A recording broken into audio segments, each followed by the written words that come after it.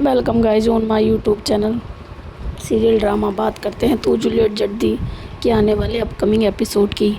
आप देखेंगे कि जो हीर है वो दादी को पकड़ लेती है। जो गुंडा दादी ने हीर के पीछे लगाया था वो उसे पकड़ लेती है, लेकिन वो दादी को साबित नहीं कर पाती कि वो जो दादी हैं वो गुनहगार हैं। तो सारा परिवार जो है हीर के खिलाफ ही हो जाता है। हीर इस बात पर नाराज़ होकर अपने घर आ जाती है, अपने मायके, और वहाँ बोलती है कि नवाब को मैंने बहुत समझा, बहुत कुछ सोचा, लेकिन उसने मेरे बारे में एक बार भी स्टैंड नहीं लिया। ये सब सोचकर अपनी माँ से कह रही होती है। तभी नवाब उधर से गाड़ी उठाकर आता है हीर के घर पर और बाहर आके चीखता है हीर हीर। वहीं पर निमरत क्या करती है, नवाब का पीछा करती है और आती है।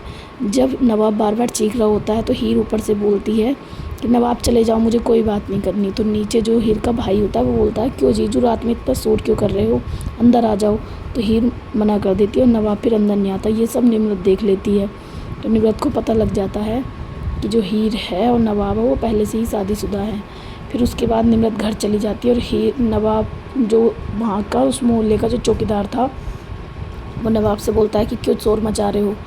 तो नवाब बोलता है कि आपसे मुझे कोई मतलब नहीं है। तो वो बोलता है कि चले जाओ वरना फिर मैं डंडे से पिटाई कर दूंगा। तो बोलता है नवाब एटीट्यूड में कि तुम मुझे भेजोगे यहाँ से, मैं तो नहीं जाऊँगा, तुम क्या कर लोगे। इस तरीके से थोड़ी बहुत नोक-झोंक होती है और वो जो है डंडा जो है नवाब के सिर में लग जाता है और सर से खून निकलने लगता है। हीर ऊपर ये देख कर घबरा जाती है और दौड़कर नीचे नवाब के पास आती है। बोलती है नवाब उठो उठो, क्या हो गया तुम्हें, क्या हो गया। अब उसके खून निकल रहा होता है तो वो जो चौकीदार है वो बोलता है इसकी तो सांसें भी धीमी चल रही हैं।